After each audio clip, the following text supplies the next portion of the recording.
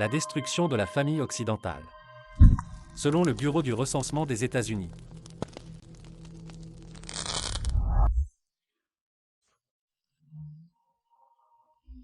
le nombre de citoyens adultes vivant seuls est passé à environ 28%. Environ 90 millions de personnes vivent loin de leur famille et ne sont pas mariées. En plus de l'augmentation significative de l'âge du mariage, atteignant 30 ans pour les hommes et 28 ans pour les femmes. Avec la propagation cancéreuse de la culture de la connexion, l'idée même de former une famille n'est plus attrayante pour les générations modernes.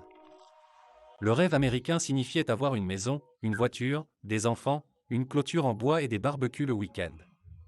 Tout cela, c'était du passé, mais qu'en est-il maintenant? Aujourd'hui, le rêve américain, c'est un jeune homme assis dans une boîte de nuit entouré de stripteaseuses et de piles d'argent.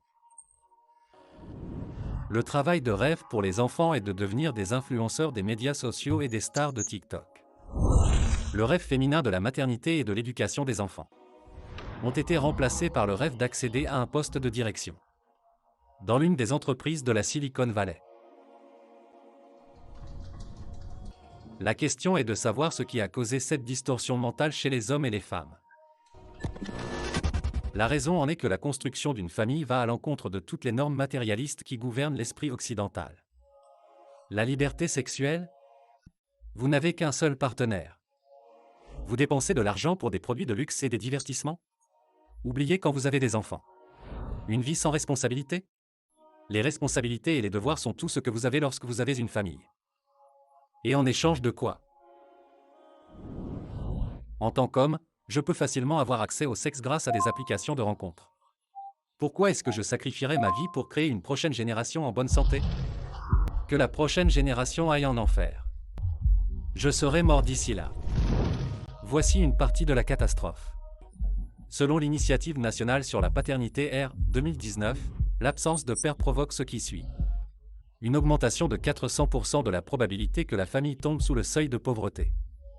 Une augmentation de 200% de la probabilité que l'enfant ne termine pas ses études de base. Une augmentation de 200% de la probabilité que l'enfant souffre d'obésité. Une augmentation de 700% de la probabilité de grossesse chez les adolescentes. Augmentation variable de la probabilité que l'enfant se tourne vers la criminalité, l'alcool ou la drogue. Ce qui est choquant, c'est que les pères ne sont généralement pas absents en raison d'un décès. Mais souvent parce que le père a volontairement choisi d'abandonner sa famille et vivre seul ou avec un nouveau partenaire, qui peut aussi porter ses enfants et être abandonné à nouveau. L'autre aspect choquant est le nombre d'enfants abandonnés. Selon la même source, ce nombre est de 18,4 millions d'enfants. C'est une réalité choquante qui n'a pas encore pleinement révélé ses effets toxiques. Et tout comme Nietzsche avait prédit les rivières de sang qui couleraient au XXe siècle, à la suite de la propagation de l'athéisme et de la mort de Dieu. Il est facile de prédire d'autres effondrements dans les sociétés occidentales en raison de l'effondrement de l'unité de construction principale, la famille. Mais y a-t-il des signes d'espoir ou l'avenir est-il tout à fait sombre?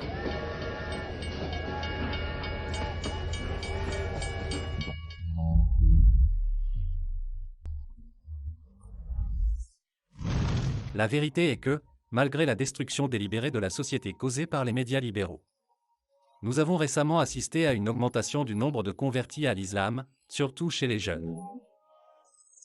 Ces jeunes ont été témoins des résultats de l'individualisme et la poursuite des plaisirs momentanés. Et ils ont vu la fin tragique de stars célèbres qui se sont suicidées.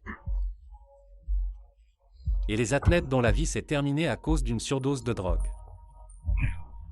Ils ont vu le résultat d'une personne qui vit après un plaisir à courte vue. Et ils se mirent à la recherche d'un chemin qui lèverait leur regard vers le ciel. Ils n'ont trouvé aucun chemin qui s'aligne sur leur nature, à l'exception de l'islam. C'est le havre de paix qu'Allah le Tout-Puissant a révélé à l'humanité. Le prophète, paix et bénédiction d'Allah soit sur lui, a dit « Chacun de vous est berger et responsable de son troupeau.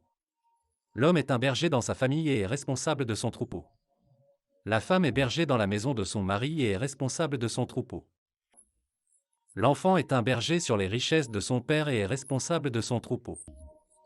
Le serviteur est un berger sur les biens de son maître et est responsable de son troupeau. Ainsi, chacun de vous est un berger et est responsable de son troupeau. Le messager d'Allah a dit : celui qui élèvera 2 filles, alors lui et moi entrerons au paradis comme ces deux-là. Et il indiqua avec ses 2 doigts. Lui, que la paix soit sur lui, dit aussi, quiconque se plaît à ce que sa provision soit élargie et que sa vie soit prolongée. Qu'il maintienne les liens de parenté. En retour, le père et la mère sont bien conscients qu'en éduquant leurs enfants selon l'islam, les enfants grandiront pour obéir à l'ordre d'Allah et de son prophète. Devenir des enfants justes et bienveillants pour leurs parents. Si vous tapez les mots « gentillesse envers les parents » dans la recherche Google, 6 des 10 premiers résultats sont des articles islamiques en insistant sur l'importance d'être consciencieux et gentil avec les parents. Pourquoi en est-il ainsi ? Dieu a ordonné le bon traitement des parents. Il nous a mis en garde contre le manque de respect envers eux. Il y a plusieurs versets dans le Coran où la gentillesse envers les parents est même couplée avec l'aspect le plus important de l'islam, adorant Dieu seul. Cela indique qu'être gentil avec les parents, en les honorant et en les respectant, est extrêmement important dans le mode de vie qu'est l'islam.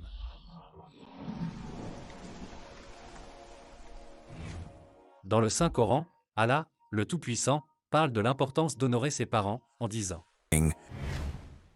وقضى ربك ألا تعبدوا إلا إياه وبالوالدين إحسانا إما يبلغن عندك الكبر أحدهما أو كلاهما فلا تقل لهما أف ولا تنهرهما وقل لهما قولا كريما واخفض لهما جناح الذل من الرحمة وقل رب ارحمهما كما ربياني صغيرا. Allah, le Tout-Puissant, dit : ووصينا الإنسان بوالديه حملته أمه وهنا على وهن وفصاله في عامين أن اشكر لي ولوالديك إلي المصير. Le Tout-Puissant dit dans le Saint-Coran :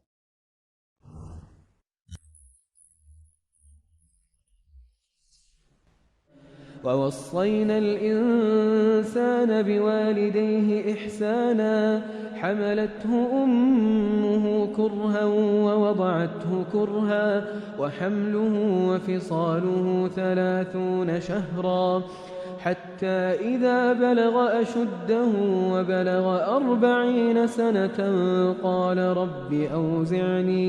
قال رب أوزعني أن أشكر نعمتك التي أنعمت علي وعلى والدي وأن أعمل صالحا ترضاه وأصلح لي في ذريتي إني تبت إليك وإني من المسلمين.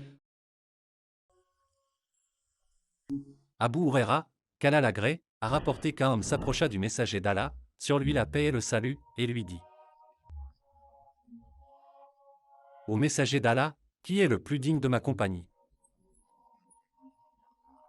Il dit : ta mère. L'homme dit : à qui le tour ? Il dit : ta mère. L'homme demanda à nouveau : qui est le prochain ? Il répondit : ta mère. L'homme ajouta : à qui le tour ? Il dit : ton père. Dans l'islam, la famille est le fondement de la société, et sa préservation est un commandement divin.